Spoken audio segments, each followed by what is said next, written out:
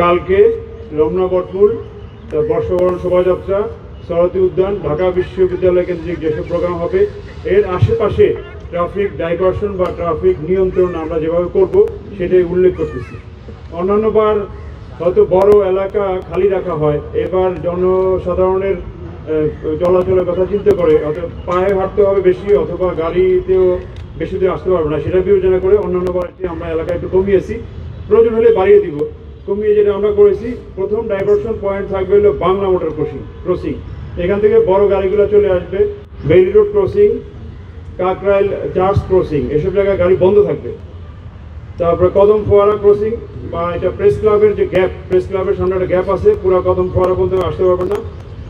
এরপরে দোয়েল চত্বর ক্রসিং, হাইকোর্টের পূর্ব ও দক্ষিণ crossing, university Romana crossing, Dhaka বিশ্ববিদ্যালয় মেডিকেল সেন্টার, জগন্নাথ হল ক্রসিং, ভাস্কর্য বা রাজু ভাস্কর্য crossing, Nilkhet crossing, Katabon crossing, এইসব এলাকায় ব্যারিকেড দেওয়া থাকবে। তবে এইসব ব্যারিকেড ডিঙ্গিয়ে অ্যাম্বুলেন্স আমরা অ্যালাউ করবো, যেহেতু এখানে কয়েকটা স্বনামধন্য বা বড় হসপিটাল আছে।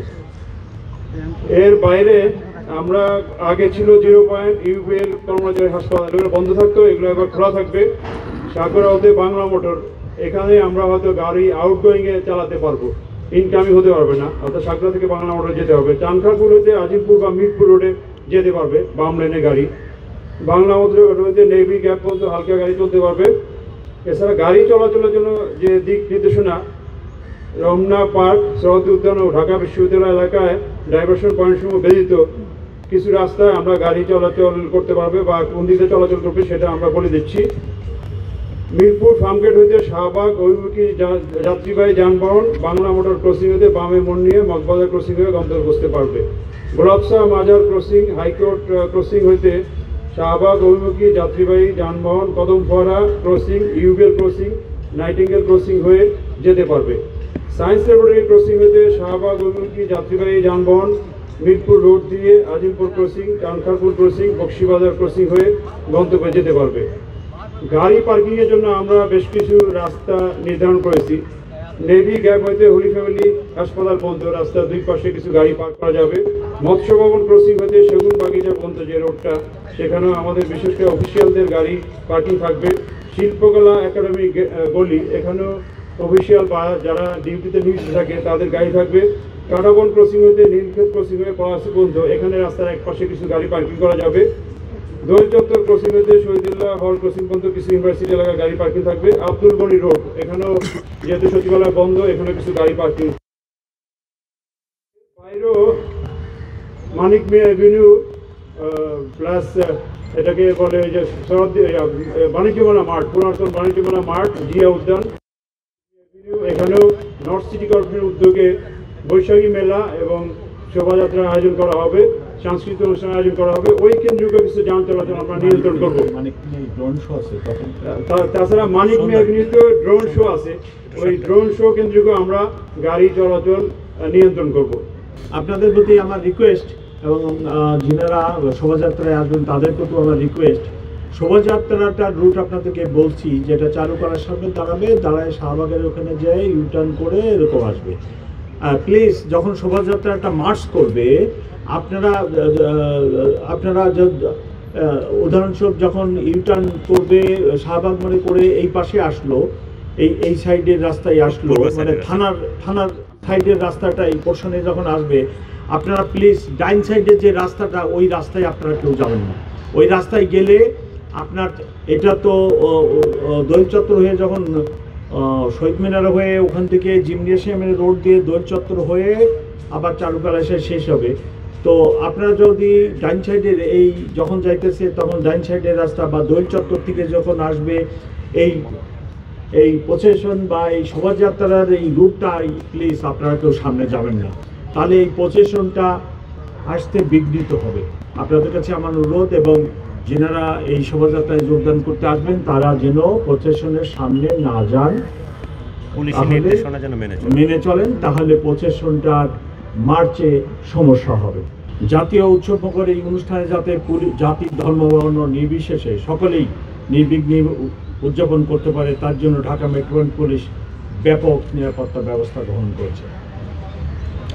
বর্ষবরণ অনুষ্ঠানসমূহকে কেন্দ্র করে ঢাকা মহানগরীকে 21টি সেক্টরে ভাগ করে ঢাকা মেট্রোপলিটন পুলিশের পক্ষ থেকে পর্যাপ্ত সংখ্যক ইউনিফর্ম ও সাদা পোশাকে পুলিশ সদস্য মোতায়েন করা হবে। গুরুত্বপূর্ণ অনুষ্ঠানস্থল ড্র্যাগ স্কোয়াড দ্বারা সুইপিং করা হবে। রমনা পার্ক, শরৎদি উদ্যান, ঢাকা বিশ্ববিদ্যালয় ঘিরে মোট 21টি স্থানে ব্যারিকেড থাকবে। প্রতি অনুষ্ঠানস্থলের প্রবেশ গেটে আর্চওয়ে ও হ্যান্ড মেটাল ডিটেক্টর দিয়ে তল্লাশির ব্যবস্থা করা হবে। অনুষ্ঠানস্থল ও শোভাযাত্রার রুটসমূহ সিসি ক্যামেরা দ্বারা, স্টিল ক্যামেরা, ভিডিও ক্যামেরা ও ড্রোন ক্যামেরা দ্বারা সার্বক্ষণিক মনিটরিং করা হবে। অনুষ্ঠানস্থলের চারপাশে ও শোভাযাত্রার রোডে পর্যাপ্ত পরিমাণ পিকেট, ফুড, পেট্রোল ও লাইনিং ব্যবস্থা থাকবে। ডিবি, সিটিটিসি পর্যাপ্ত সোয়াট সংখ্যক পুলিশ সদস্যগণ সাদা পোশাকে মোতায়েন থাকবে। ইফটিজিং, ছিনতাই, অপহরণ প্রতিরোধে সাদা পোশাকে পুলিশ দল মোতায়েন থাকবে। রণপার্ক, শরৎদি উদ্যানের অভ্যন্তরে লস্ট অ্যান্ড ফাউন্ড সেন্টার স্থাপন করা হয়েছে, সেখানে মাইকিং ব্যবস্থা থাকবে।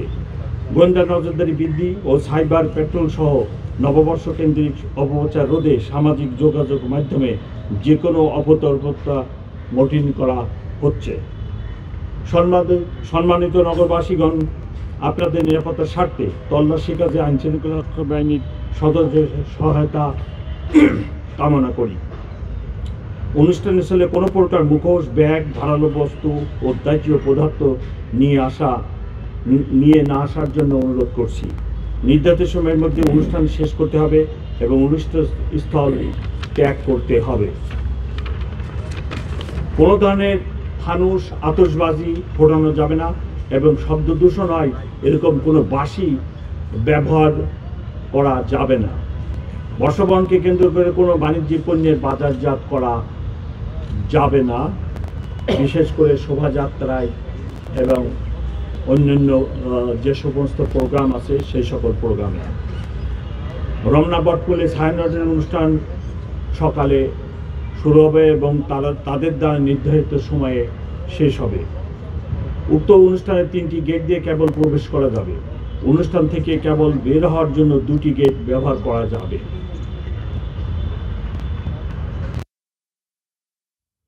যারা ছায়ানটের প্রোগ্রামে আসবেন ওনাদেরকে আমি রিকোয়েস্ট করব, বিশেষ করে যিনারা বেগম সাহেবদের মহিলা নিয়ে আসবেন, সাথে শিশু নিয়ে আসবেন, তারা যেন অত্যন্ত সতর্কতার সাথে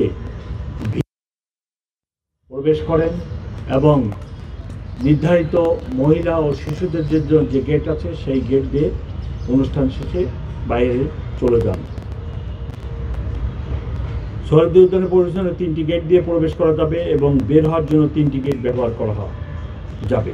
রমনা পার্ক ও শরৎদি উদ্যানে বিকাল 5 ঘটিকা পর্যন্ত প্রবেশ গেট দিয়ে প্রবেশ করা যাবে। বিকেল 5 ঘটিকার পর সকল গেট বাহির গেট হিসেবে ব্যবহৃত হবে।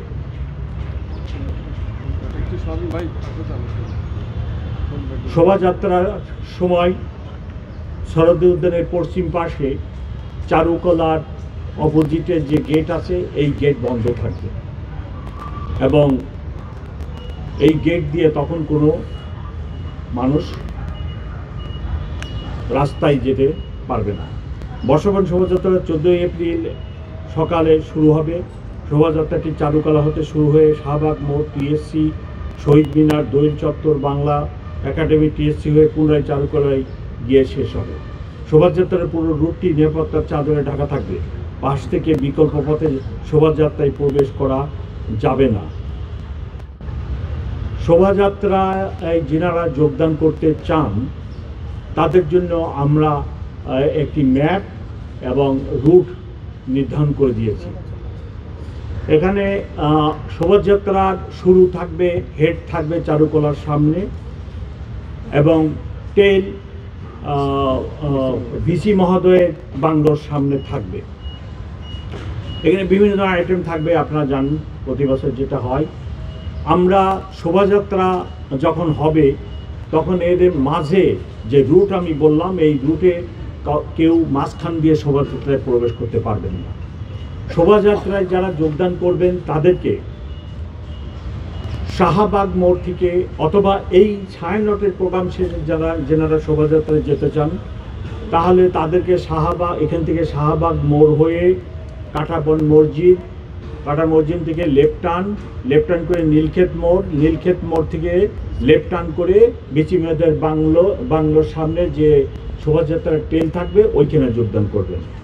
কেউ যদি ফার্ম গেট থেকে আসেন তাহলে তাকে ফার্ম গেট সোনারগাঁ ক্রসিংয়ে এসে ওখানে স্লাইড রাইট টার্ন করে হাতিপুল হয়ে কাঁটাবন হয়ে একই রুটে বিসি মহোদয়ের বাংলোর সামনে ট্রেনে যোগদান করবেন।